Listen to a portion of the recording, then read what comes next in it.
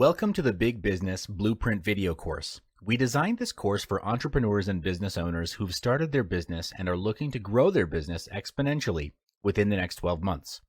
The course is separated into 7 different modules, with each part covering a specific area of your business. Each module represents a pillar, and mastery of each pillar would help you in strengthening your business foundation.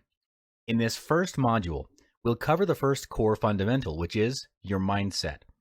This is core because all of your actions originate from your thoughts, so it makes perfect sense that if you want to change your results, you must first change your mindset.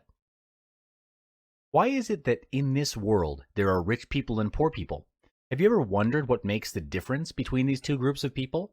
What makes them get the results they want in their life? Is it their rich background? I don't think so. I've known people who come from rich families but squandered their family riches over petty squabbles and lavish lifestyles. They end up being rich on paper, but they're neck high in debt. On the other end of the spectrum, I also know millionaires who come from simple, average backgrounds. When they first started, they've had all the reasons to fail and not make it, yet against all odds, they held their ground and now enjoy the riches of their hard work. So if background is not the factor, or resources, what is the deciding factor that will ultimately decide if you will be rich or if your business succeeds? The answer lies between your ears, and that is your mindset. We are the product of what we think. Where we are today is the result of all the decisions we made and did not make. The quality of life that you're enjoying or not enjoying is a result of your thoughts. Success is a choice, and all choices stem from your thoughts. It's an internal game, if you will. 90% of success in business comes from having the right mindset. When you win the internal game, you make better decisions, which ultimately leads to building a 7-figure business and beyond. There is nothing either good or bad. Only thinking makes it so. William Shakespeare. This quote means the way you see things determines if what happens to you adds or subtracts value. Is it your thinking that differentiates a mistake and a lesson? Yes. Therefore, if you want to change the fruit, you must first change the roots. If you want to change the visible, you must first change the invisible. Same goes for business. If you want to take your business to the next level, you must first change your mindset. There are 5 mindsets which, when practiced, form the basis for a 7-figure mindset. Mindset 1. Self-awareness. Self-awareness is the conscious knowledge of one's own character, feelings, motives, and desires. It's how you view yourself from a third party's perspective. For example, when you set for yourself a sales target and you feel fear of achieving it, thinking that it's impossible to do so, then self-awareness at this point would be to acknowledge that you're fearful and start to investigate inwardly to understand, why is there fear of growth? Does it stem from feelings of unworthiness or something even deeper? Having awareness creates the opportunity to make changes in our behaviors and beliefs because we're able to catch disempowering behaviors before they even become a part of our identity. To develop self-awareness, it starts with listening inwardly to your emotions, thoughts, and feelings. You first listen by identifying a situation in which you realize your beliefs don't serve you. Then detach yourself from that situation and inquire, why did you react in this way? Was it conscious, deliberate, on purpose, or was it out of fear, out of some sort of deeper level of fear? When you start practicing this on a daily basis, you'll be able to catch non-serving mindsets, limiting beliefs, and actions before they happen, and turn them into something that serve you better. Self-awareness has 3 aspects: self-control, self-reflection, and self-beliefs. You need to gain mastery over each aspect as a foundation to a bigger mindset. The first aspect is self-control. It's the ability to control oneself in terms of our emotions, our desires, and how we react to other people's behavior, especially in difficult and heated situations. The ability to exert self-control is called willpower. Heard of the quote, "If there's a will, there's a way"? When your willpower is strong, you'll be able to bring your team and company to a higher level and find a way out of challenges and adversities. Next is self-reflection, which is important for self-improvement. This is the part of acknowledging your wins and giving yourself feedback for improvement. To do self-reflection at the end of the day, sit down in a quiet area and reflect on what happened in the day. Was it your biggest lesson of the day? Something you can remember that was outstanding? Did you end the day as to how you intended it to be? Were your daily goals achieved? If not, why do you think it was not achieved? What you can then actively do to prepare for tomorrow and make things better is think. What can you actively do to prepare for tomorrow and make things better? Throughout this process, write your thoughts and suggestions on a piece of paper and have them as your personal or company goals. When you're setting your goals, be honest with yourself. Set goals that you're able to accomplish and strive to improve yourself day by day. This also translates into your company goals. The third aspect of self-awareness is self-belief. This is you believing in your talents and abilities with uncompromising conviction. This is very important because if you don't believe in yourself and don't believe that you're worthy of success, you'll be trapped in a self-fulfilling loop of self-sabotage. Here's a true story, and you've probably heard about this before, but lottery winners go broke within less than a year of collecting their winnings. If you do a web search on lottery winners who went broke, you'll see an extensive list. But why is that? It's because they weren't prepared to receive such a huge lump sum in one go. How big your business grows is proportionate to how big your mindset is. In order for your mindset to grow big, you must first discard your limiting beliefs. Take a look at your current belief system and ask if these beliefs are still serving you, or are they limiting your potential to be better. Discard any beliefs that do not serve or hold you back and install new beliefs that push you forward. Remember that you and your business will only grow as big as you do, so grow yourself and your mindset to be colossal. Mindset 2. Identify the big plan. Complementing your big mindset is having a big plan. Having a plan is crucial as it gives you clarity as to your priorities. To do this, on a piece of paper, write down everything you want to be, do, and have. Who do you want to be? What do you want to do? And what is it that you want to have? You may also list this down specifically for your business. Don't think, just write. Assume that money is not an issue, and if you write it down, it will be successful. So go all out for this. Pause this video, take 15 minutes, and do it now. Yes, now. Next, look at your full list and cross out goals that mean little to nothing to you personally. What I mean by that is if it doesn't excite you, move you, or scare you, cross it out because it would do little to nothing to challenge you to grow.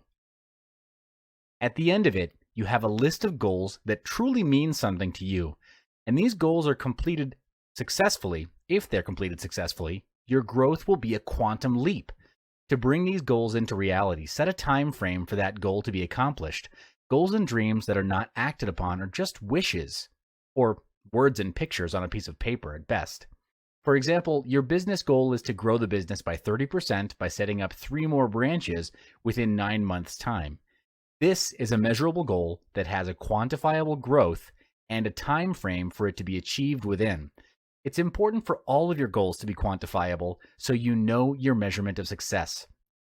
Next part is to take massive action. In the pursuit of taking action, you need to be mindful and self-aware of your actions. Are your actions effective and efficient? Are these actions taking you closer or further away from your goal? Track your daily actions in a productivity planner for greatest effect.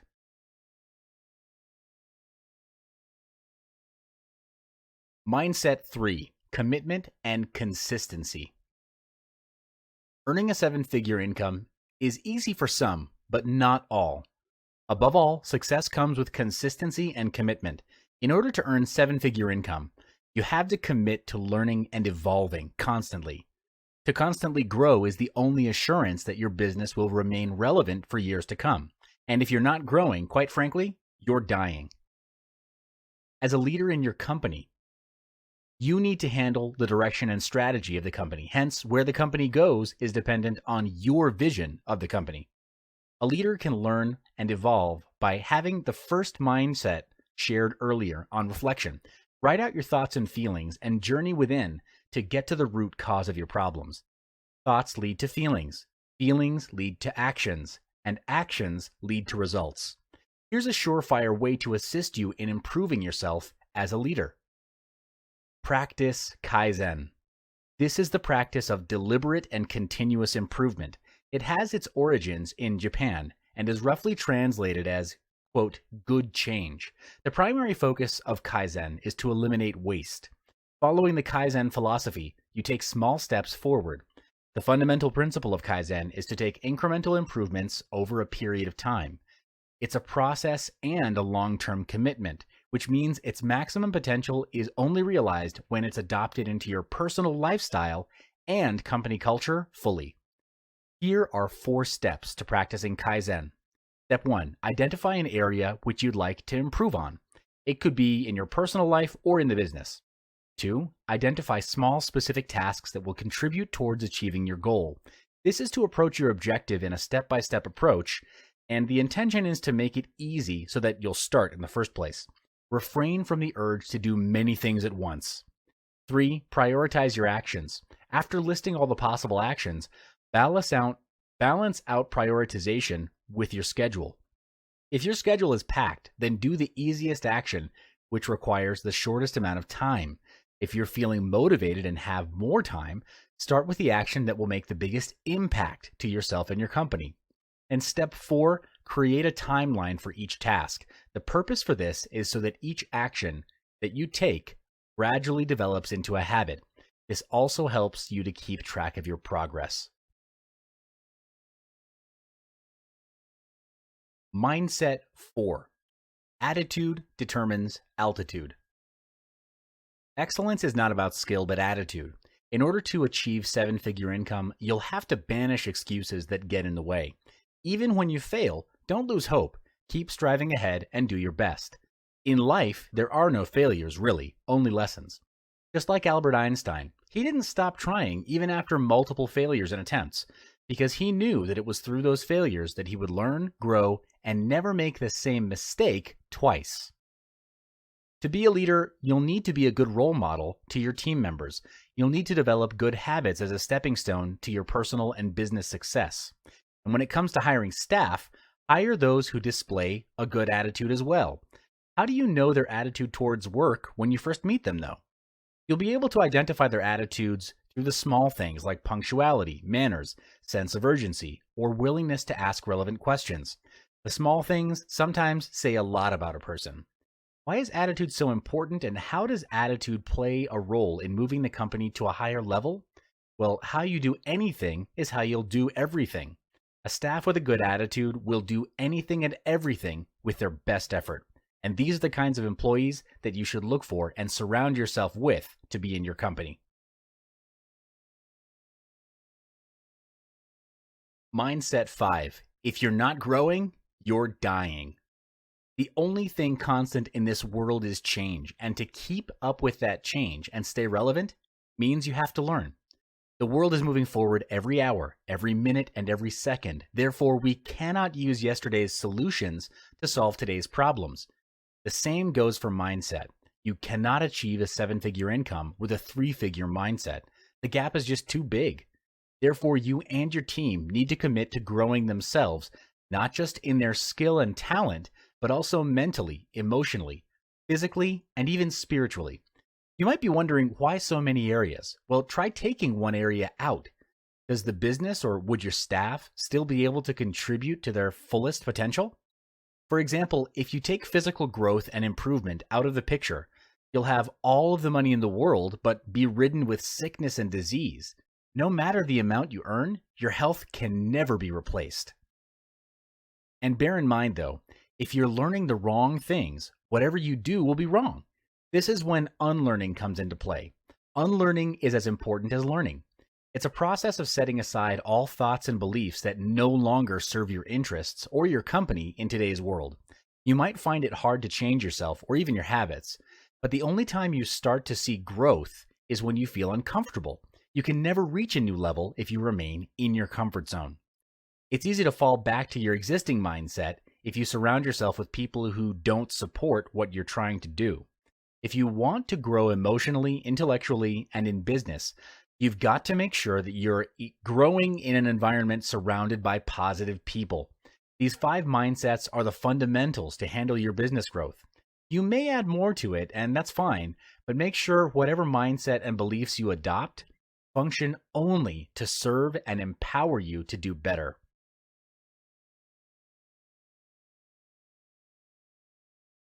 You've just started your business and sales are probably low, which means profit is low. In this phase, you have 2 options. Either you grow the normal way or you scale fast. And to scale fast, you need to bootstrap. Bootstrapping means using existing resources to scale and grow the company instead of relying on external resources or money. This is beneficial to the business because bootstrapping forces you to think outside of the box and, in the end, realize there was no box to begin with. It's not the lack of resources that stops business owners from moving forward or innovating. It's the lack of resourcefulness that often gets them stuck. Bootstrapping is a situation in which entrepreneurs start a company with not much capital for their business, and bootstrapping is a way to ensure that that business has a positive cash flow. Many entrepreneurs understand the meaning of bootstrapping, that it's when a business borrows less money and the interest cost is reduced too. Bootstrapping is a steady way to begin compelling revenue and to support future investments by providing the business with a safety net for long-term cost management. This will also provide professionals with the peace of mind that they need to focus on building relations with customers and other professionals. Business people don't have to issue equity, and they can concentrate on obligation on individual sources. With bootstrapping, entrepreneurs can't really experiment out of their forte. The first tactic is done is better than perfect. Too many fumble at this phase. They believe that they need to do the best, have the best, and be the best in order to launch a ground-shaking, heaven-splitting, pioneering product. But that's not required. You don't need to be great to start, but you do need to start in order to ever be great. Best is an illusion. Perfection is an even bigger illusion. From my experience, the pursuit of being the best is a fear of rejection, and too many focus on what other people will say. To get started, just get started. Get cracking. Put a time frame and have the product launch within that time frame. In business, if your product is an innovative product, you want to launch it before your competitors leverage off the first mover advantage. This advantage captures the first slice of the market pie, and when done right, it can establish either your position in the market or theirs. Which one do you want? Being perfect will kill your business and your idea because the key insight is this: version 1 is better than version none. Let's continue talking about bootstrapping. If you've just started your business and sales are low, that means profit is low. In this module, you'll learn the second tactic that many entrepreneurs are not aware of at this phase. Tactic number 2 is to use what you have to its maximum ability. This translates into being resourceful. This tactic will save you hundreds and thousands of dollars in the long run. And trust me on this when I say it's worth the effort. Before starting my own business and managing a 7-figure company, I got my business experience from working in the largest fast-moving consumer goods company in the world. The company is now worth billions of dollars and has an annual target of one key business unit in the company of over 150 million US. Yes, it's big. Yes, it's huge, and the numbers are glorious, but I saw its Achilles heel. Its massive size was becoming its bane. There were too many processes. Staff turnover was high, and innovation was low. Our numbers were high, but actually we couldn't sustain it. Targets got higher, the market got more competitive, and the stress level of the company was getting more and more toxic. At some point, everyone was clouded with internal bottlenecks and putting out fires within internal departments. Smaller and newer competitors that came into the market were launching products faster than we could react or even innovate. And by the time we got the first campaign rolling to respond to our competitors' product launches, they had already launched product number 2. What was the difference? How could they launch at such speed? When we analyzed the situation, what I discovered was that because they were smaller, they could move and mobilize more quickly. They were being resourceful with what little they had, while we were dragging our feet. Don't make our mistake. In this module of Big Business Blueprint, you'll understand Tactic 3 as it refers to being innovative. This will help you as a business owner to constantly challenge your business. Tactic number 3, disrupt your own company, or your competitors will. This tactic translates into innovation. As a business owner, your worst enemy is yourself, your own mind. The moment you get complacent is the moment you stop growing. Your complacency is also your comfort zone, and there's only so much growth that can happen in your comfort zone. True story. I've heard you've heard of Uber, an app that makes hiring an on-demand private driver easy. Today, in 2017, Uber is valued at over $66 billion. The entire core function of the business is built on the model of hiring drivers. But guess what their R&D department is doing? They're researching self-driving cars. This means that eventually customers will hire self-driven cars instead of on-demand drivers. If Uber was not disrupting themselves, then Google or Tesla would do it for them. The big picture is these 3 bootstrapping tactics are designed to make you and your company grow with the most effective use of resources. Be obsessed with growth, because that's the quickest way to get to 7 figures. Everything grows, even in nature. Do you know how a lobster grows? The hard shell doesn't grow with the soft body of the lobster. So the hard shell is a fixed size. When the soft body of the lobster grows, it feels discomfort.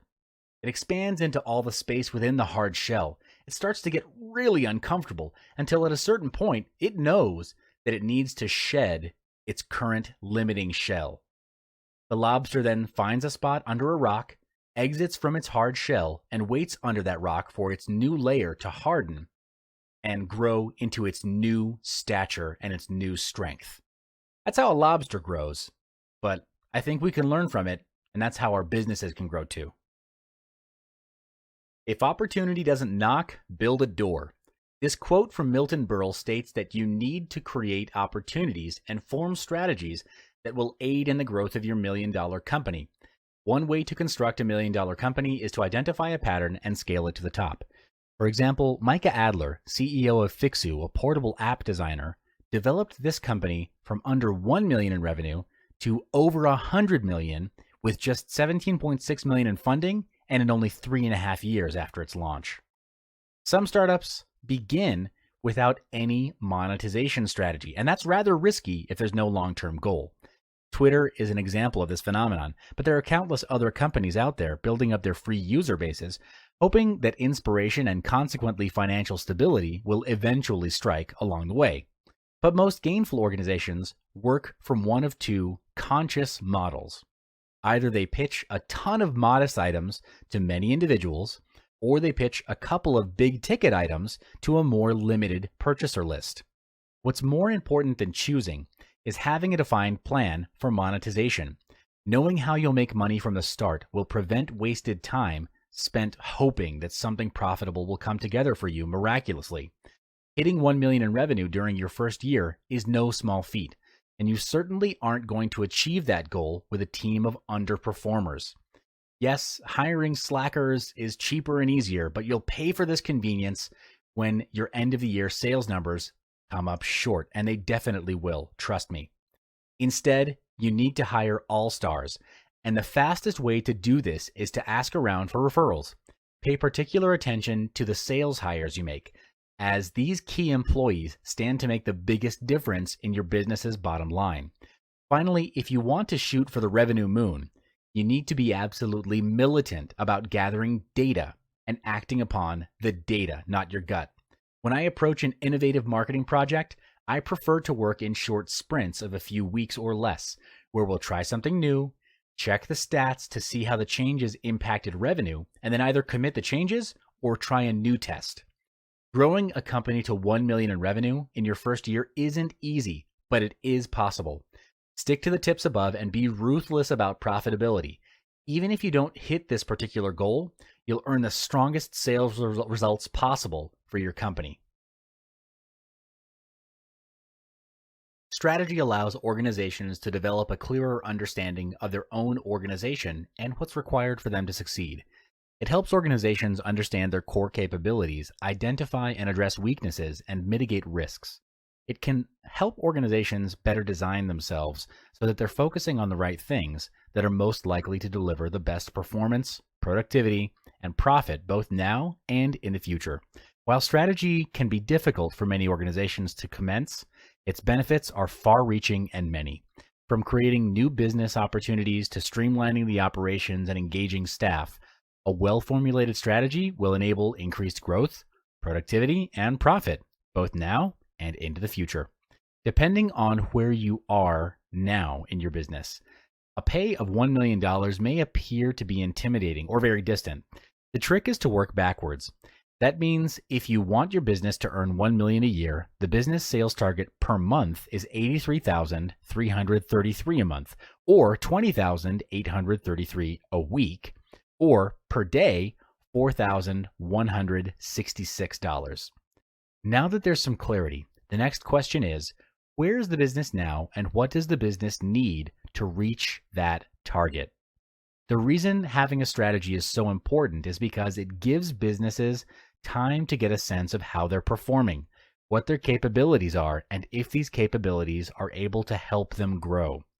A strategy can identify trends and opportunities in the future. It can examine the broader changes in the market, such as political, social, or technological changes, as well as consumer changes, and develop tactics so your business can modify and develop to suit these future changes.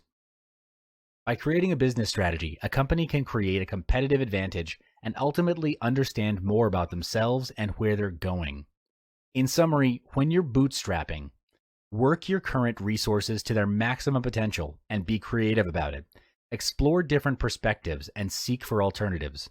Operate the business on its bare necessities to keep the margins high and be obsessed with creating value. So, how to generate profitable offer ideas? Ideas are the bread and butter of the company. A great idea will skyrocket a company quickly to 7 figures, more quickly than you can imagine, and your offer to your consumers will keep the business engine running. The 5 most innovative companies in the world, as reported by Forbes, are Amazon, Google, Uber, Apple, and Snap. These companies are valued in the hundreds of billions and transact hundreds of millions a day. But how do these companies start? Well, with an idea. Apple was started by Steve Wozniak and Steve Jobs in a garage on a vision to have a computer for the rest of us. Back then, having a computer was nearly impossible. It wasn't commonly thought of by consumers because the cost was high and the size and form factor were not convenient.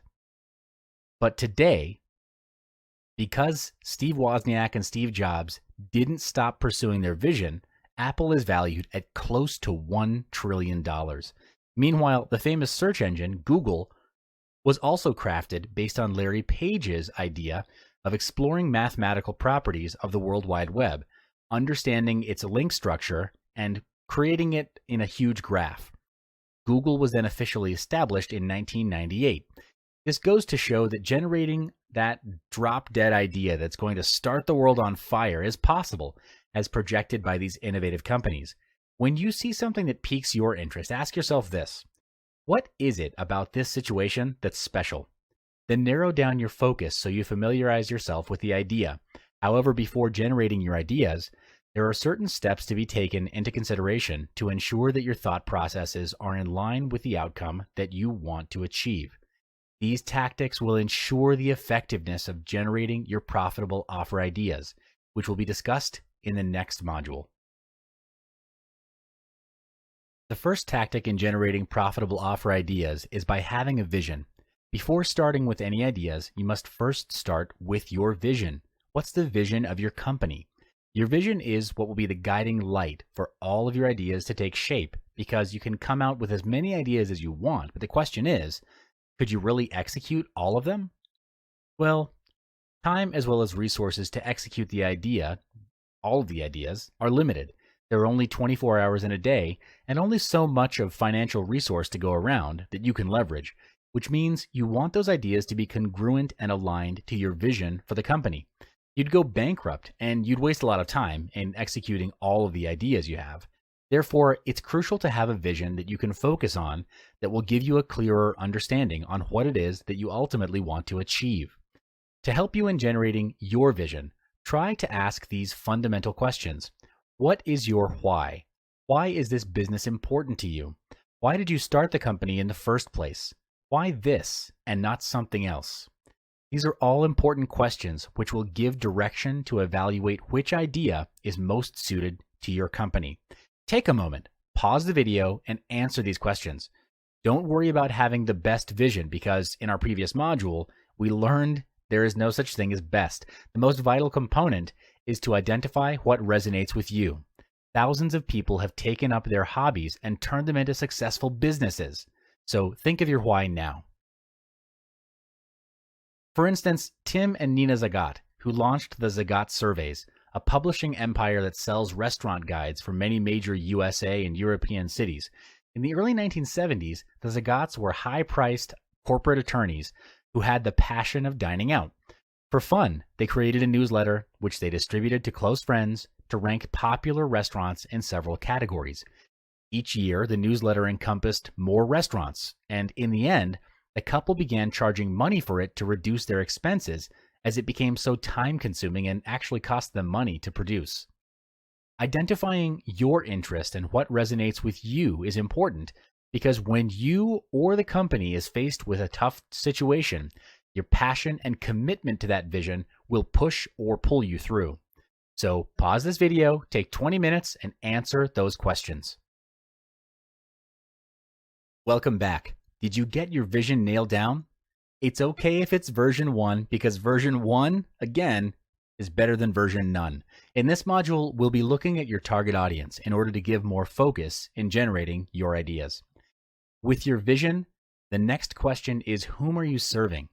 This would be your target audience. If you don't know who you're serving, then you'll be serving everyone who ultimately makes your company confused, and the allocation of your resources will not be effective or efficient. It only projects lack of focus. You need to know who are they? Why them? What are their needs and wants? What problems are they facing? This is important because one of the ways you add value is, in most cases, solving problems. How well you solve your customers' problems is in direct relation to how much your target audience will pay. For example, if you're planning to operate a restaurant, focus on the theme of the restaurant. What type of food will you want to serve? And also the price range. This will set your standards as well as setting your niche, and inevitably pull the supposed audience in your favor. When you've gotten a clearer picture of your audience, next is to seek and establish relevance to them. How would your company, products, or services help to solve their problems? Write down as many ways as you can think of. Those ways are now your prototype of your company, products, and services. Your next task is to then test it out and seek for proof of concept. You do this by selecting the one product that would solve the biggest problem of your audience. Put it out into the market by doing research and asking your audience if they would buy it and actually start selling it. Collect the money, and then you create the product. Yes, sell first, collect the money, and then create the product. Now, if you're thinking that that's tricking your customers, well, it isn't. There have been too many companies that create the product first and only then find the target market to sell to, which, I mean, to me, it's insane. These companies would pump thousands of dollars into product research and development only to find out that it's not even what their customers want in the first place. So avoid wasting your resources and time and prove the concept with money, their money. This method is called failing forward fast. The process is this. You want to get an idea quickly that solves the biggest problem of your target audience. Ask if they would buy it, sell it to them, get the money, and with that money, you go to a manufacturer and make the product. Now, of course, You would have settled all the gaps required in between, like actually having a manufacturer on standby, a prototype product, a sales offer, discount for early buyers, and a registered company so that you're legal. If you don't have any of these, then yes, you are involved in a scam, and you should rethink your strategy. The reason for failing forward fast is so you can get the key insights to come out with a version 2 of the product.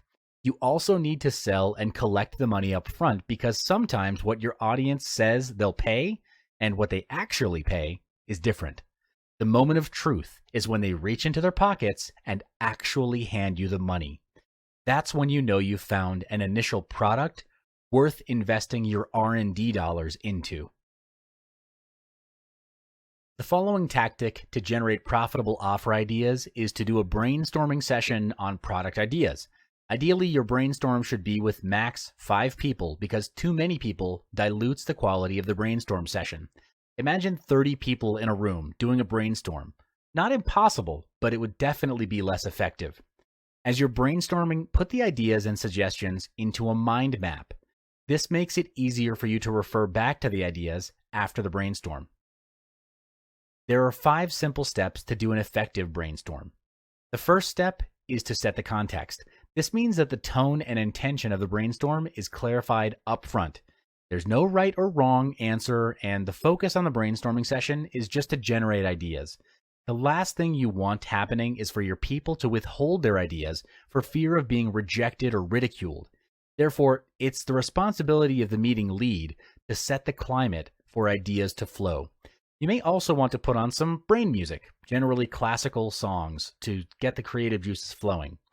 Steps 2 and 3 are to start the brainstorm and get the ideas flowing. The idea is to turn it into a game, where the game is to imagine that there is a balloon that's being thrown around in the room.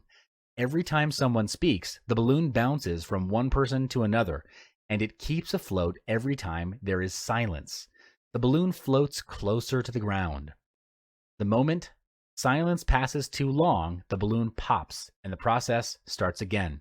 This makes the session fun and engaging. Step 4 is when the session is done, ideally after 20 to 30 minutes, evaluate the ideas.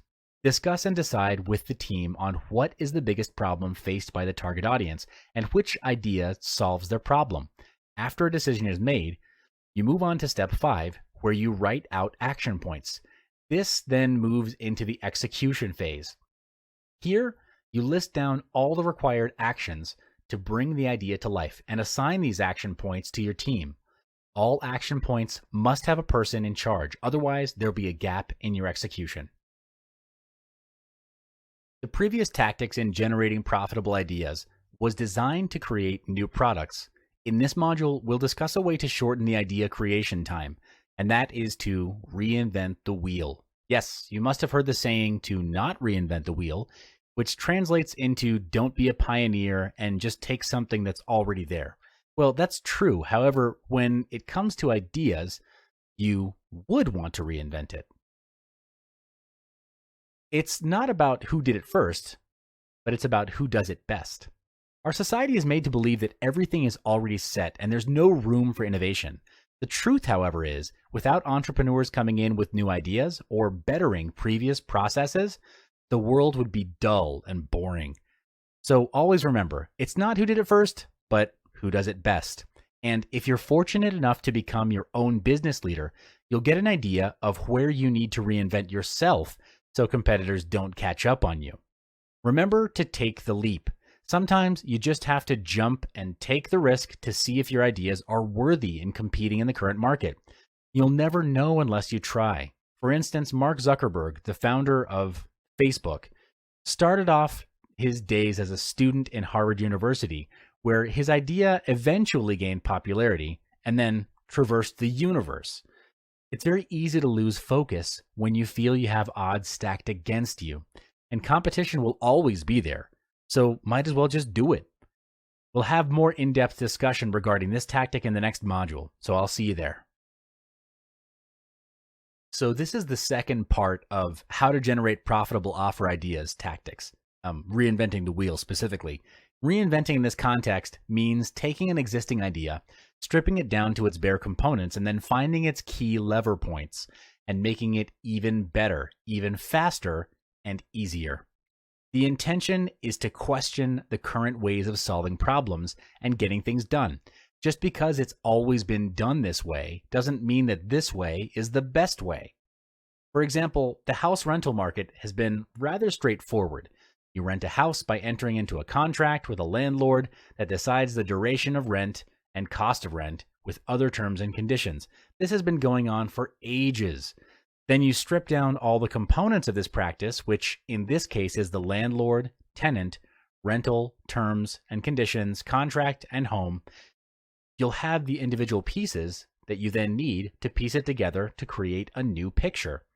So there would be questions like, what if the tenant was the landlord? What if rental was shorter and more affordable?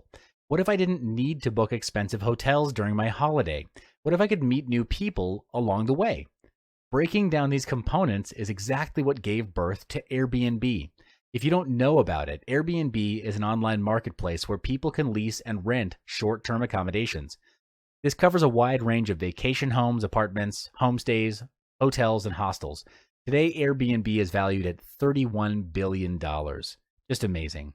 There are many more ways that you can use to generate ideas, but don't get caught up with finding the best way. Just pick one and get it done with. Remember that version 1 is always better than version none. Welcome back to the Big Business Blueprint. To recap, we've learned how to generate profitable ideas offered. In this module, we'll be focusing on how to raise the capital for your business. In the world of business, capital represents the fuel for your business to run efficiently. If your business needs a bigger engine, you'll be needing bigger capital. A bigger capital will drive your business towards your desired destination. In other words, your goal, your financial goal.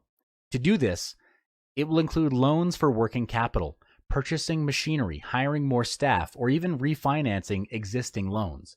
Plus, if you're trying to restructure your company's debt, refinancing your company's debt can assist you by freeing up some cash in your business for working capital and expansion. Additionally, the growth of your company's financial standards can assist you in securing new opportunities. It's not impossible to raise the needed capital for your business within a short period. My business managed to raise $125,000 in just 4 days. Now, my company wasn't built yesterday. Before I pitched to investors, my company had a long history of profits and sales. But this is crucial because I raised funds for my business through my investors. The capital I raised was by bringing in investors to invest into my business. People investing in you or your business is because they want to. They want to earn money. They want to earn more money. This is practically the only reason they invest. They're getting their money to work for them. So what are the steps needed to raise your desired capital in just 4 days? Here are 3 steps on strategic funding, how to raise capital in 4 days. We'll cover it in the next 3 modules. Step 1, preparation of plan. Planning is crucial before you can pitch to your investors. Smart investors know if you're planning on a whim, so build your plans before laying it out to the investors. To put it simply, decide upon your key messages. Key messages are indicators of your company's focus or goals. It could be a set of questions to put your company in the right direction. Questions such as, are you growing rapidly? Are you solving an obvious problem? Is your company's branding marketable? How can the investors benefit from the investment? The answers will aid you to set your business primary goals. Now that you have your key messages in check, preparing your idea will help you determine what excites investors the most. The potential return, the social advantages it provides, or the excitement of being associated with your brand. You'd want to address all of those. Thus, the importance of creating a core message will help you to create a better sales pitch. Finally, you want to attract investors to invest in your business. For example, you have an idea to turn the invested $1 into $2. How will you portray this plan the best way possible to grab that investor's attention that you desire? To do so, you need to come up with a complete plan for your investors. However, you'll also need to include the risk and the rate of return on the investment. Why? There will always be pros and cons to an idea. Laying this out and acknowledging that you know that there are risks to your investors By adding relevant mitigation measures will add value to your ideas and to you as a business owner. Step 2. Join an investment club. What exactly is an investment club? Well, it's a group of people who pool their money together to venture into investments. They're an organized partnership. They have members studying different investments for the group to decide whether to buy or sell based on the votes of the majority. When money is pooled together collectively as a group, bigger investment opportunities can be accessed versus any of them going solo. So after coming up with your business plan, join an investment club. While doing so, you could search for a mentor to guide you on how most investments work. In the investment club, you'll get the chance to talk about your business. This is when you'll need to dictate how your ideas or your business is profitable, whilst making them interested to invest. Ask yourself, do you want to use your money or other people's money to invest?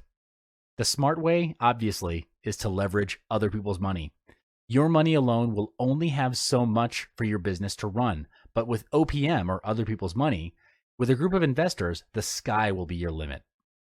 Unity is the strength of your business capital. Inevitably, before you start selling your ideas to the investors, your role and opportunity in the club is to give talks and brief the investors about your ideas and your business. These are the people you want to approach and share your ideas with. Why? It's simply because they have the means to provide you your capital. So introduce yourself. Talk about the history of your business. This will build the trust between you and your investors. Remember, no one will invest if they don't trust in you or your business's credibility. Step 3, execution of plan. After you start getting the investors to invest in your business, it's time for you to execute them together. So you have your plan, you've joined an investment club, and now it's time for you to sell your ideas to your fellow investors. However, it's imperative for you and your investors to be on the same page. Your investors will need to evaluate your ideas together to reach for your business's desired goal. It's advised that you start your plan as soon as you acquire the fund, regardless of the amount. When your business is making profit, people will naturally be more willing to invest in you. Always remember that profit is the key. It's better than revenue, a profit margin. Profit is everything. This explains why your investors will only be interested in your business's profit, not your revenue. While executing your plan, keep a journal or report about the execution and the outcome of your plan. This will aid as a reference for any future investment plan. Keep a record of the profit made as proof. A successful story will boost your credibility and status. In the future, this will increase the confidence of other investors to invest in your business. And finally, it's time to repay your investors. At the end of the day, you should begin repaying your investors once profit has been made. This is to reduce the negative impact felt by your investors after investing into your business. If you're keeping track of your outcome in your report, you could include a section compiling the feedback of your investors.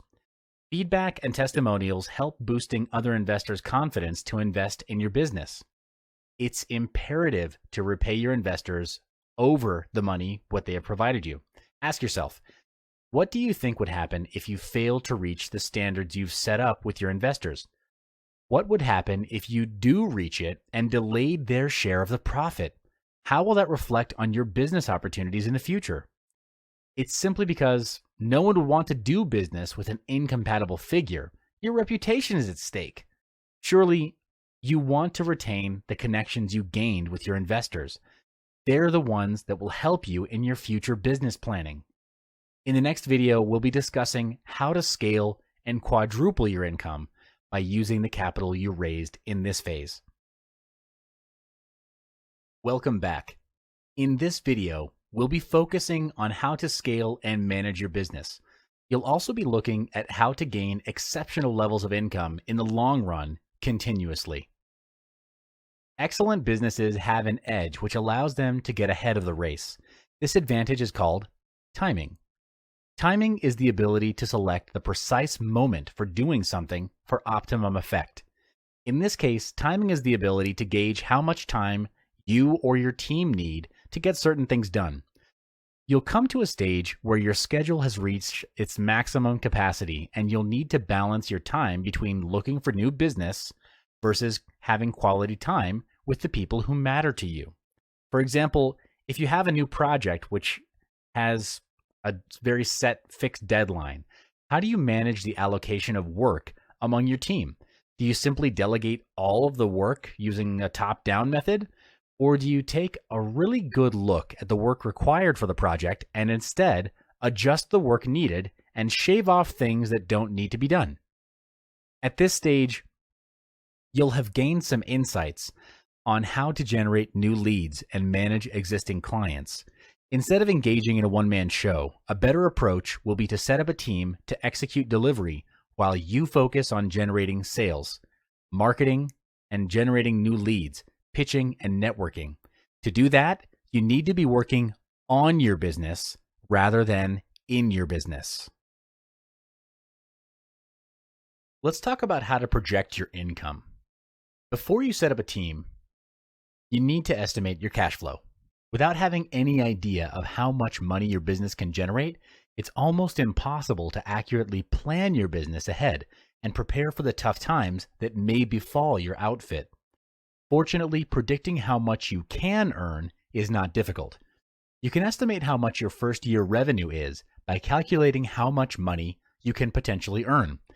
If your company isn't generating as much as what you've estimated, take it as a sign for you to tweak your plans. When you're at the helm of your business, it's very important to remember that a healthy business has a healthy stream of income. Predicting how much we'll earn in the future is not easy, but there is a way by projecting your income. So how do we do it? First, list down your current average earnings of 3 months and multiply them by 12 months. The amount you get will be your estimated annual sales. Secondly, subtract the total cost of production of the year to get the gross profit of your company. Third, to get the company's net profit before taxes, subtract the company's operating costs from the gross profit. The costs that will be incurred include employee salary, payroll, overhead cost, rental, etc. And after that, you'll need to further subtract the income tax from this. Taxes vary from country to country and from state to state, so I suggest that you should find the percentage of income taxes in your country to know your business net profit. Okay, let's talk about how to leverage and optimize your company. The next question you need to answer is how to increase revenue with the same amount of time and effort. You can do it by means of leveraging and optimizing your company. Leveraging your business means using your resources to their optimum advantage for improved results. One big question that you need to ask to leverage is this: am I using all of my resources to their best advantage? Do I still have backseat roles in my team which don't really contribute to anything? Do I really need these backseaters to complete projects or tasks? If you answered no or maybe, your business is ripe for leveraging on your existing talent pool and optimizing your team size so there are no back seats. Companies which can achieve more results with fewer resources are great examples of leveraging. One example is Brand A, which produces higher quality vehicles even though Brand B spends more on research. An African proverb says, if you want to go fast, go alone. If you want to go far, you need a team. Many businessmen struggle in their businesses because they try to do everything themselves. Some result in hating the entire process because they end up performing tasks which are not their field of expertise, such as production or operations. Some end up having to work extra hours unnecessarily. And the irony here is that they build a business with the purpose of having more free time and achieve financial freedom, yet they get swallowed up and chained to the business. What you need here is actually a team which can execute the more operational and technical aspects of the company. This way, you'll have so much more time working on your business, not in it, which includes strategic planning and direction. The SaaS strategy. As mentioned before, One of the perks of having a strong business is that you'll have more free time to focus on the management and directional aspects of your business. For this to happen, you'll have to start considering hiring a talented team of people to take care of the operational, daily, and day-to-day tasks. One of the best strategies you can deploy is the SAS: simplify, automate, and systematize. Simplify. Keep things simple, organized, and straight to the point. Automate. Where tasks can be automated, automate them. Systematize. Build systems, processes, and standards by hiring managers that have knowledge of how to run the system. There are 5 main steps to simplify the business. First, write down in detail all the tasks you need to do on a daily basis. This includes everything from processing payments to product creation and meeting clients. Secondly, divide them into 2 categories: transactional and transformational actions. Transactional tasks are rudimentary and predictable, which include processing salaries, paying bills, rent, etc. Transactional tasks are perfect for automation. For example, sending out emails can be automated by using email services like MailChimp and Aweber. You just need some time to write all the emails, upload them onto the mail service, and set the time to send them. Transformational tasks, on the other hand, bring significant and positive impact to the business. They are the must-haves in the company. For example, business development, staff training, personal development, sales and marketing activities. These are more difficult to automate since different businesses will have very different needs. This also applies to the team behind it. The reason tasks are divided into these categories is so that we have clarity on what to prioritize and what to focus on, what positions to hire, the required job scope of those positions, and the salary that would match that job scope. Thirdly, analyze the list and eliminate redundant tasks, double entry tasks, and simplify the complex ones.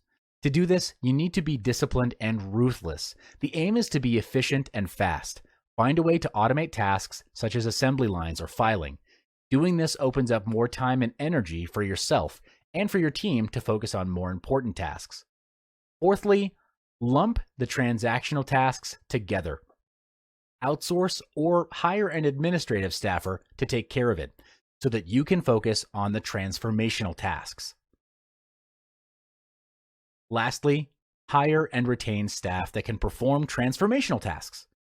The right kind of people can become an asset to your business, so don't be afraid to cut those who are not an asset to the business and not a good fit for the company. Retain the ones who work well together in the team.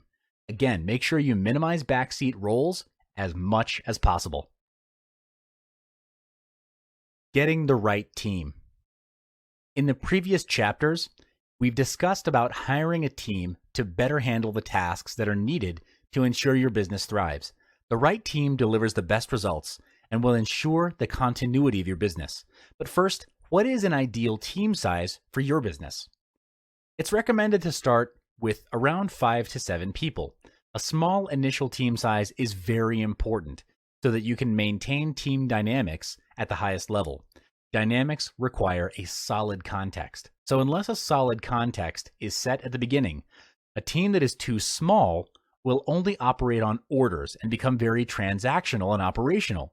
You need to be there physically most of the time to manage such a team, and opinions that matter really won't be voiced by your small team. You don't want that to happen because you want your team to speak their thoughts, debate, and challenge you in healthy ways. It's only through that process that you'll be able to spot and cover gaps in the business and ultimately do better. A yes person who says yes to everything, well, that kind of person is definitely a no-no on a team that's going to grow. Keep a healthy balance between operational staff, creative staff, and managers or supervisors in the team you hire. A good setup would be 2 managers or supervisors to every 3 staff. This is to keep the system running smoothly and maintain an optimal standards level. And again, keep in mind that you need to minimize the backseat roles in your business.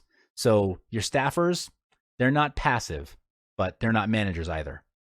Be clear on who you want and what positions you want to fill. You may do this from the list of tasks that you did earlier on. This will allow you more free time to start thinking on a higher level and work on your business, not in it. So, do you want to hire a full-time staff, or do you want to only pick up contractual staff that only serve for certain projects? The answer really depends on you, whether you want a full-time or contractual staff. Each has its own strengths and weaknesses, of course. A full-time staff has the highest chance of developing company loyalty and a sense of ownership to both their roles and the business, and the result is a committed workforce. But a part-time or contractual team can be an excellent staffing option too for small or young businesses due to the potential for flexibility and the relatively low cost. Such workers necessarily work fewer hours, and so they'll cost less in wages. You could even outsource certain rudimentary tasks to keep costs low. In terms of hiring, it's recommended to go with long-term contracts. You may also want to consider having a profit-sharing scheme where the team can leverage off the business's success.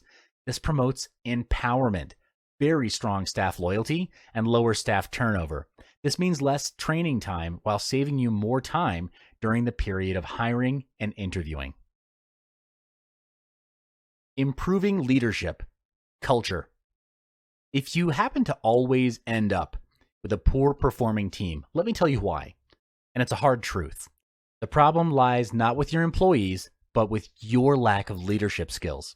Sometimes your team can be excellent in performing their tasks, but there may be some aspects that you haven't really addressed or that have been overlooked that the performance does not reflect in the result.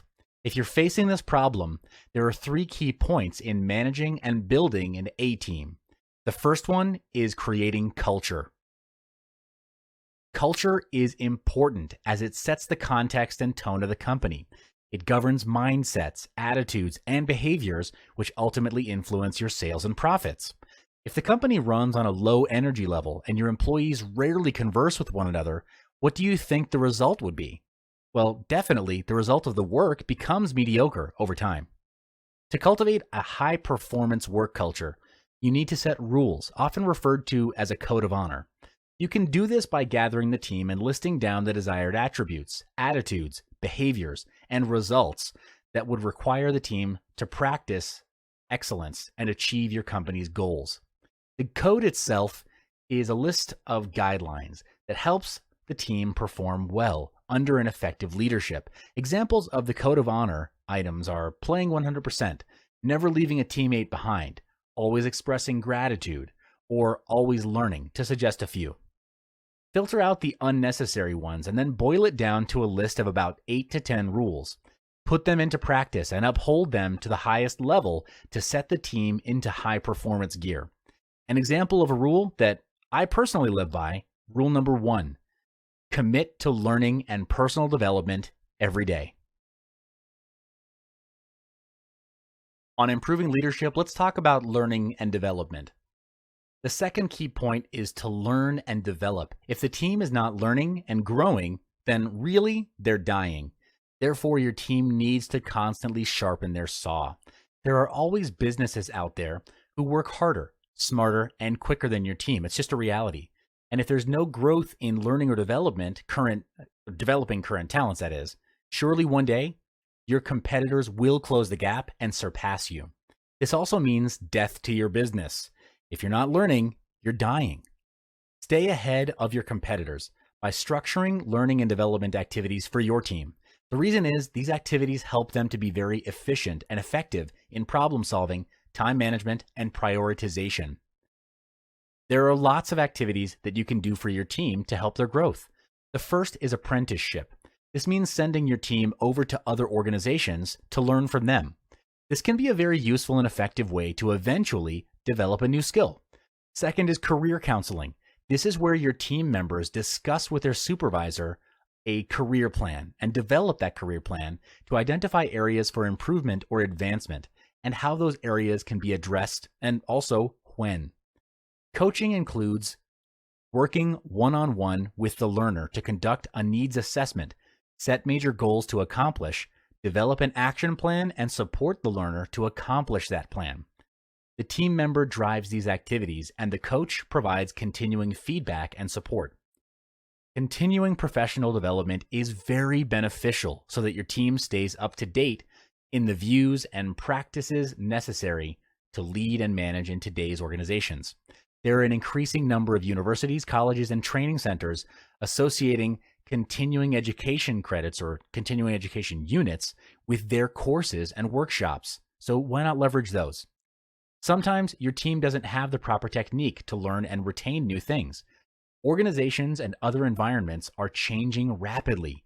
Therefore, it's extremely important to continually be aware of those changes and to be reflecting on them and learning from them as well.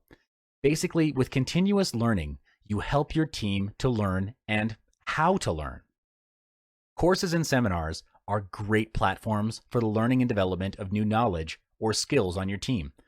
Courses with hands-on experience are even better since it'll help your team apply what they have just learned, making the lessons even more effective. Another great way to encourage self-learning for your team is to provide them with opportunities to give presentations. For example, have a 15-minute presentation on a topic that adds value to your team and specifically what you're working on. Let's say there are 7 people on your team. That would be a total of 105 minutes of presentation every time you do this meeting. And if you do it every month, then annually, it would add up to 84 topics and 21 hours of learning. Okay, we've talked a lot about improving leadership. Let's do a quick debrief. The third key point is for you to do a debrief or a post-mortem after each successfully completed project.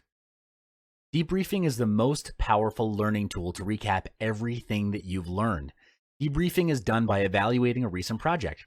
Key areas to look into are reflections of what has been done, insights with the aim of that project towards the future, linking the challenge with the actions and how similar projects can be done more effectively in the future. Debriefs are important after your projects to identify gaps and insights as preparation for future projects. So in this stage, it's essential that your project team prepare a list of gaps during the project. There are 2 ways that you can go about this. The first is to identify the current gap that the project team detected and how to close that gap in the future. The second is to identify potential gaps in the future. An example is if you hear that your competitor is introducing a faster product sometime in the future, you might conclude that this could be significant to your business. Next part is to arrange a meeting session with your team. Now, this is critical because your project team may have things that they might want to point out, which are actually critical but not noticed during the project. Imagine skipping out on such a debriefing session and starting right away on the next project. Not only would it cause the same mistake to be made over and over again without anyone realizing, but your project team may be demoralized and further risking the projects in the future because of low morale. Therefore, it's your core role in these meetings to be a facilitator and to lead by conducting the session without bias, regardless of any employee's rank and regardless of what they say. The following questions are designed to facilitate insights from your team. What happened? What should have happened instead? What did we learn? How can we improve? What are the action plans for this session? At the end of the session, you'd have an action plan that the team can execute to improve on any aspects where there's a gap. All right, some people avoid this, but it's very important. Let's talk about managing your finances.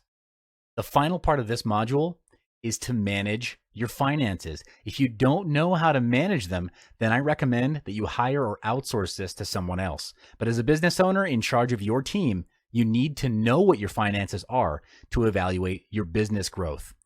The strategy is to minimize expenses by maximizing profits through sales and marketing. To do this, you need someone to monitor your company's cash flow. Unnecessary expenses are identified from the task list we created at the beginning of this module. When you eliminate those unnecessary tasks, you cut down your expenses. Upon receiving revenue, pay your staff first and yourself last. This is to take care of the engine of your business, the staff, and keep it running. It will definitely be a huge payoff in the long run, trust me. Then pay for what's necessary to keep operations running, like office, rent, utility bills, internet, necessary equipment, etc.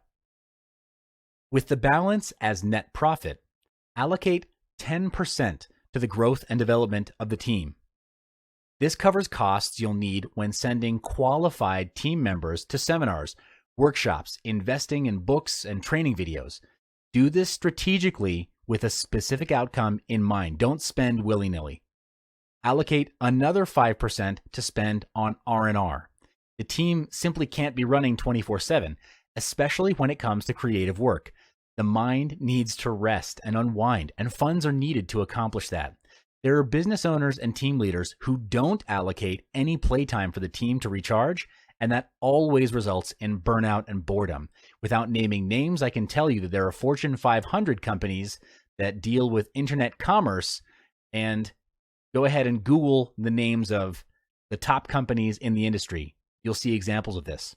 But when fund allocation is done in percentage versus value, the team is empowered, feels the sense of ownership for their work, and can contribute more actively in the company. All that needs to be done now is to increase productivity and marketing of the company. More revenue equals more profit. More profit equals more funds for learning, profit sharing, and R&R. When your business growth expands, hire a sales and marketing team to bring in sales for the company. Do high tickets to attract more profitable business projects instead of small projects with less profit. An example of a high ticket would be a 3 to 4 day coaching program to help your clients expand their businesses using your sales and marketing knowledge. Allocate 10% of your net profit into researching new business opportunities in the market, studying about the future market trend, and expanding your current business. And allocate another 20% into building a new company using the same kind of strategies and tactics. Doing this will potentially double, triple, or even quadruple your income. I know it sounds incredible, but it's true.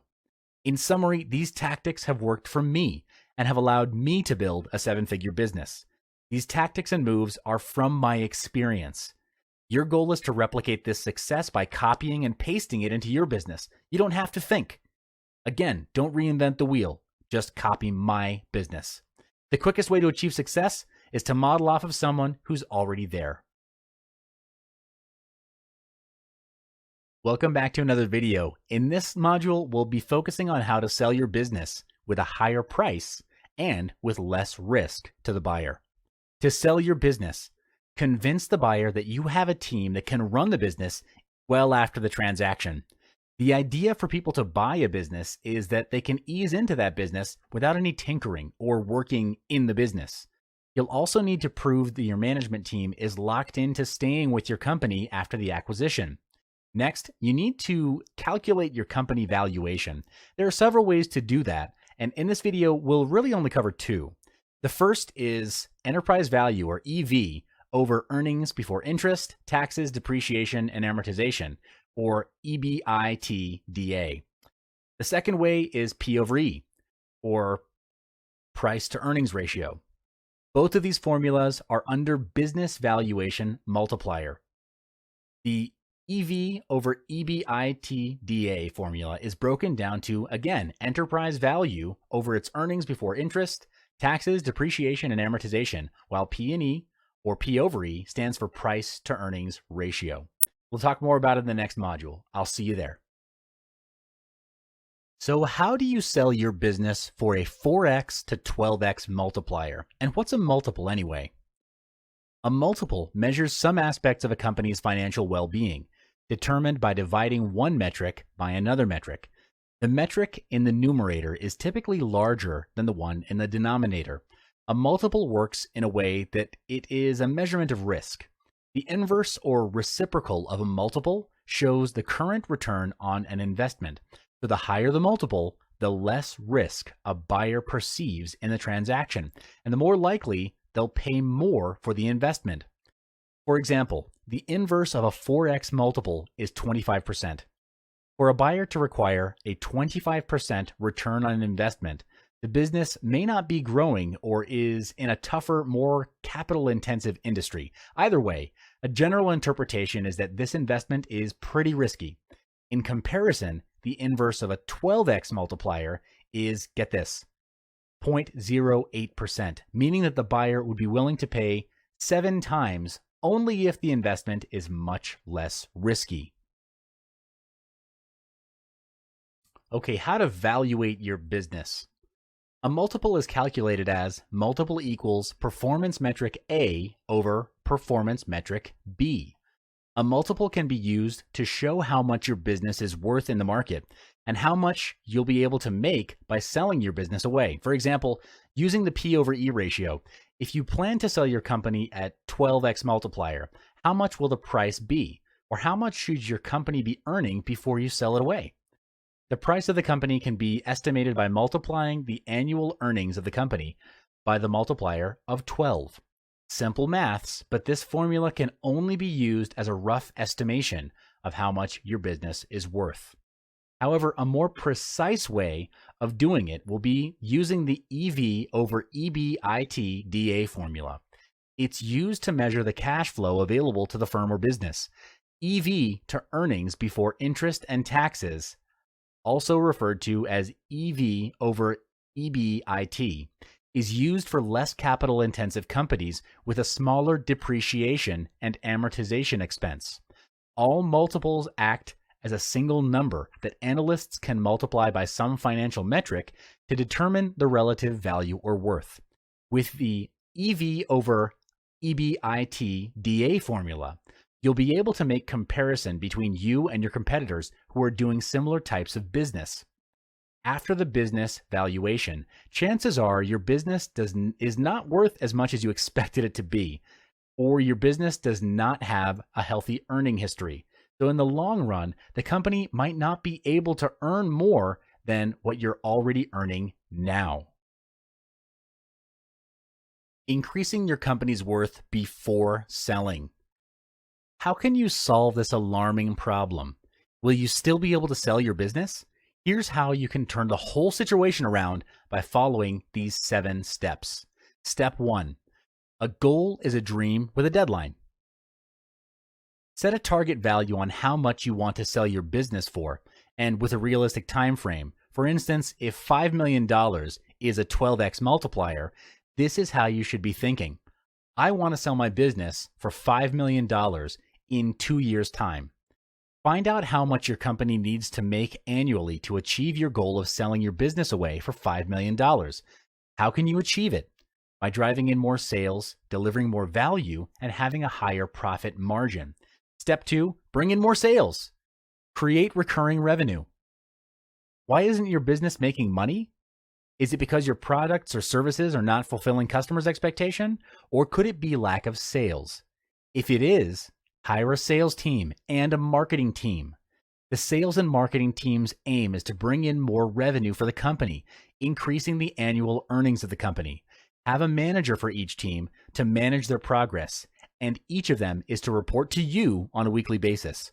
They should also propose ways to bring in more potential clients and maintain existing customers. Improving the customer's experience with the company is to make them raving fans of your company, and you need that kind of free press. Step 3, cash flow is king. A buyer will only buy or invest into, and in your buyer's eyes, buying in your company is a form of investment. They'll only buy into your company or your business if your company is able to help them make more money. So you should improve your company's financials before selling it. Generate positive cash flow by driving in more sales because cash flow is king. To make your business a valuable and sellable asset, your company should have a history of making a healthy profit.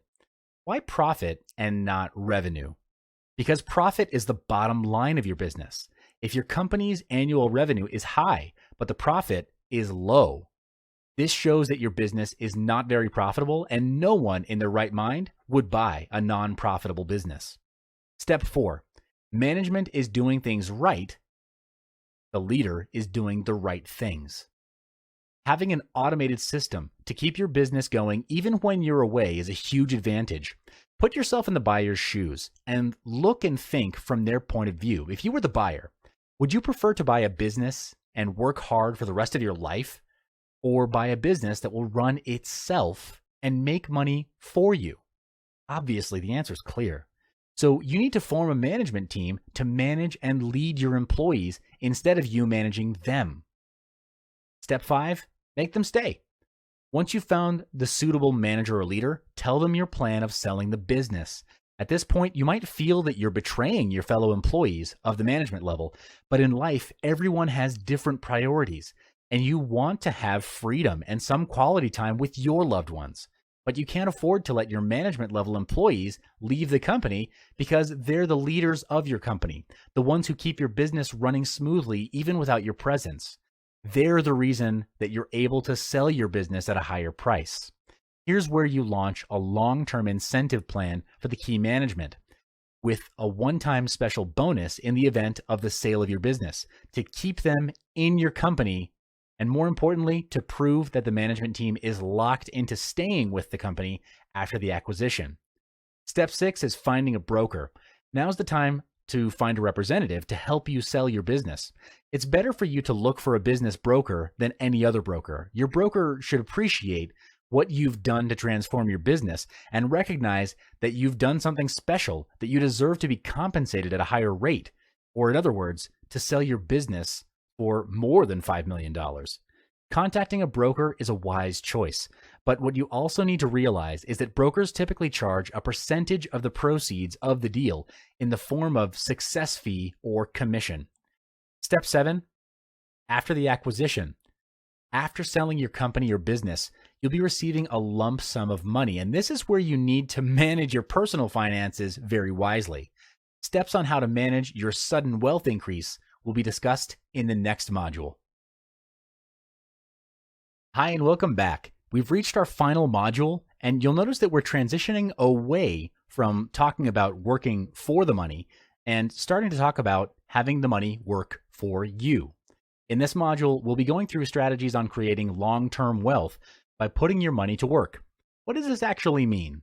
It simply means that you do not have to put any effort into generating your income. Instead, where you choose to put your money, you'll have the money multiply and grow for you. Is this even possible? Well, yes. One of the methods to do this is by investments. Investments are used to make money work and generate passive income, where adding passive income streams to your portfolio can aid you in increasing your earnings, as well as accelerating your financial goals in other tremendous ways. The term investment can be used to refer to any mechanism used for the purpose of generating future appreciation in income. Referring to the context of our modules, investment is a monetary asset purchased with the idea that the asset will provide income in the future or will be sold later at a higher value for profit gain. There are many vehicles for you to choose from in order to start your investment. These may include bonds, stocks, mutual funds, real estate, gold, silver, as well as Forex. Of course, to decide which investment vehicle is best for you, you need to know their characteristics and why they're suitable for a particular investing objective. But for this particular module, we'll only be focusing on 3 investment vehicles, which are gold, silver, and property. We'll elaborate each vehicle further in the coming modules. A surefire way to gain long-term wealth is investing in gold and silver. First, let's talk about investing in silver. The investment offers a lot of different options. We'll go through a brief overview of the focal points and conveniences of purchasing the most well-known silver bullion and silver coin speculations. What makes silver? Silver, just like gold, has been used across time. Research shows that silver is used mostly as coins since early days. However, unlike gold, silver has a variety of industrial and commercial applications. This is because silver is more flexible in its characteristics than gold. It remains the best electrical conductor known to man, highly resistant to corrosion. It's among the most malleable and ductile metals, and it's a splendid thermal conductor. The rarity of metals denotes their value increment. Such is the case in silver, where silver is a byproduct of different base metals, copper, lead, and zinc. 90% of the world's silver mining industries experience bankruptcies. The world is running out of silver. There are several reasons why you should invest in silver. The value will always appreciate in the long run, where the value of silver is stable regardless of the currency that you're purchasing it with. The increment of its value, due to its demand in various fields or industries, will always be great. The space between supply and demand is getting wider, leaving little amount of silver left to sell, so there's scarcity. Consequently, as we can see, the global demand of silver is growing. For example, all of the following uses of silver are growing: medical, electronics, food processing, water treatment, building materials, and consumer products. The focus here is that all of these items are on demand. So even during an economic downturn, there will be a high level of base demand. In terms of investment, the investment demand is soaring, especially in the USA. The US Mint sold more 1-ounce silver eagles in January 2013 than in any other month since they began creating silver in 1986. Other than that, total global demand of silver in the recent years is about 880 million a year, where the worldwide mine production is only about 760 million ounces per year. This example clearly demonstrates how silver is still relevant, where the demand exceeds the supply due to its practicality. Generally, you can invest your resources into silver in 3 ways: silver bullion and coins, silver bars, and exchange trade funds, or ETFs. The easiest is to purchase silver bullion specifically. Coin and valuable metal merchants offer silver bullion both face-to-face and in digital transactions over the web. You can go to any place from 1 ounce to a 1,000-ounce bar, decently and promptly in the silver market. The benefit of bullion is that once you have it, its value is entrenched and matches the silver marketplace. Silver price is historically more volatile than the price of gold, in that the value can change rapidly. In other words, the price of gold will rise, where based on historical volatility, the silver price would be expected to rise by a higher percentage than the gold price. The drawback is that merchants charge markups to offer you silver, and on the off chance that you need to trade out your bullion later, the merchant potentially would give you a price that does not match the overarching price of the market. Meanwhile, buying silver bars has also been proven to be an excellent tactic in preserving long-term wealth.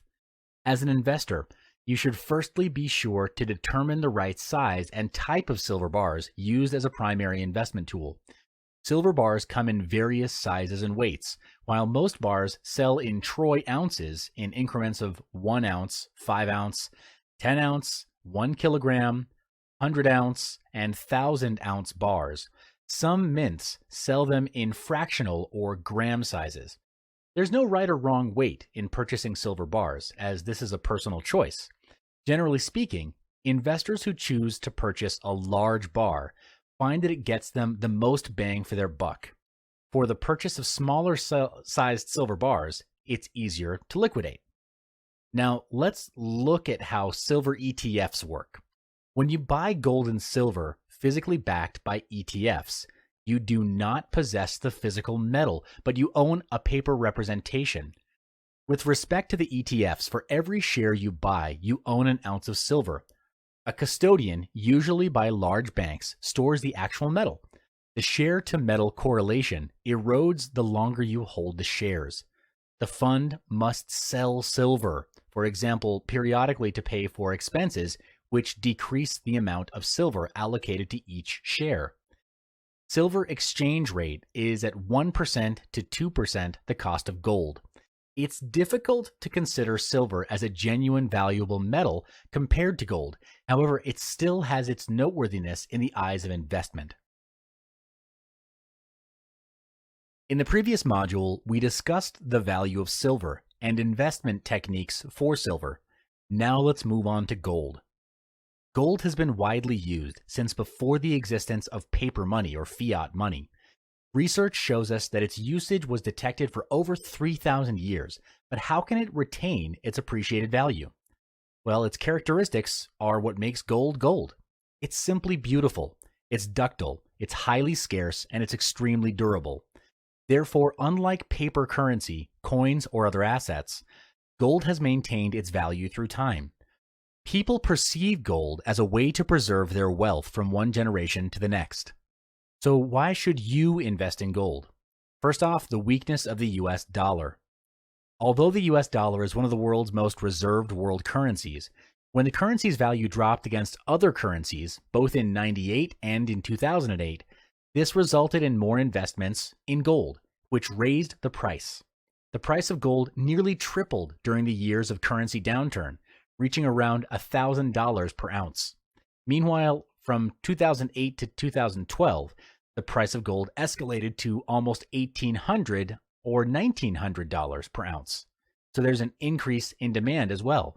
In previous years, increased wealth of emerging markets boosted the demand of gold. In some countries, gold plays a significant part in culture. For example, in India, where the wedding season in October is traditionally the time of year where there will be the highest demand for gold. Meanwhile, in China, gold bars are a traditional form of saving, where the demand of gold has been steadfast. Investment-wise, many individuals are beginning to see gold as a commodity, as an investment class into which funds should be allocated. Gold should be an important part of a diversified investment portfolio, as its price generally increases in response to events that cause the value of paper investments, such as stocks and bonds, to decline. Although the price of gold can be volatile in the short term, it has consistently maintained its value over the long term.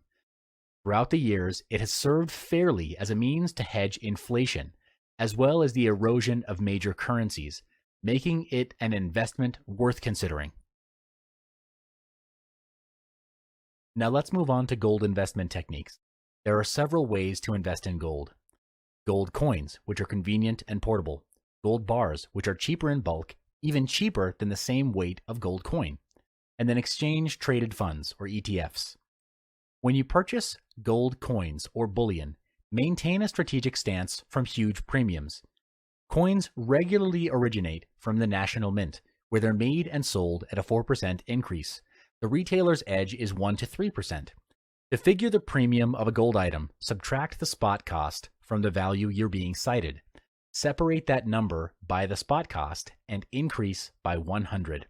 On the other hand, purchase physical gold at different costs: coins, bars, and adornments. The most common gold coins are American Buffalo, American Eagle, and St. Gaudens. To prevent from getting ripped off, build up your reason why you need to purchase gold bullions. If you're planning to invest in gold as a long-term venture, then purchase gold as close to market value as you can.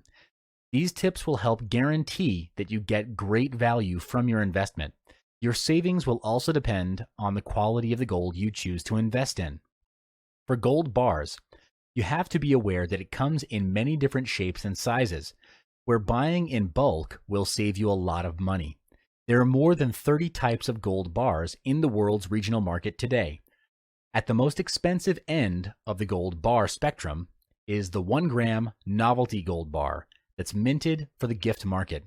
Often coated in plastic, these may cost at least twice the cost of their gold bullion content. Cheapest of all is the 400-ounce or 12.4 kilo good delivery gold bars held by central banks. Buying gold bars is almost always cheaper than buying the same weight in gold coins, and the bigger each bar, the lowest cost by weight. Depending on your local tax regime, you can reduce or completely avoid paying sales tax or VAT by buying gold bars instead of coins. Moving on to gold ETFs. As mentioned in the previous module discussing silver investment techniques, when you buy gold and silver physically backed by ETFs, you do not possess the physical metal, but you own a paper representation. The difference between silver and gold ETFs is that with respect to the ETFs, for every gold share you buy, you own 1/10 of an ounce of gold. A custodian, usually a large bank, stores the actual metal. The share-to-metal correlation erodes the longer you hold the shares.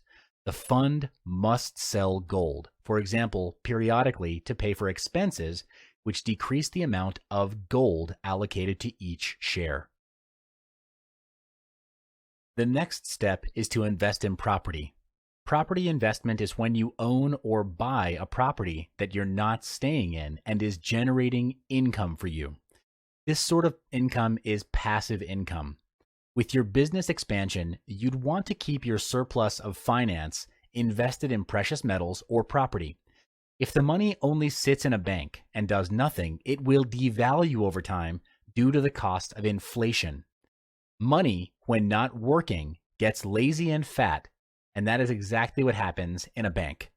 A mere 1 to 3% interest rate gained is not enough to hedge against inflation of 10% or higher. There's a 7% gap at least. There are 3 steps to start investing in property: checking your funds, managing your finances, and creating an investment plan. The first step is to check your funds. This will give you a rough idea on the amount of cash that you have readily available to invest, or the remaining gap to invest. In this step, you would also need to understand all the costs involved in acquiring and maintaining a property, especially if it's your first time investing in one. If you do not do your research, it's easy to fall into the trap of a rookie investor. The property bought will have poor cash flow because after netting off all the uncounted expenses, net profit or net cash flow may be low to negative. To hedge against this is step number 2. Plan out a budget and manage your company profit and loss sheet, ensuring that recurring and operational costs are low and profit margins are healthy. A recommendation is to allocate 10 to 20% of company net profits into investing into property. Be disciplined about this, and after 1 to 3 years, you'll find the company assets have doubled or tripled over the years because of the capital appreciation of good property. Step 3 is to create an investment plan. A successful long-term wealth creation through property investment requires that you set your personal goals, decide where you would want to end up, and then formulate a plan to get there. The purpose of the plan is to serve as a structure for you to stay in the game. Your investment plan may include detailing your strategy, doing your research, and setting up your preferred criteria for investment. Welcome back. Now that you're familiar with how to invest in property, let's focus on property investment technique.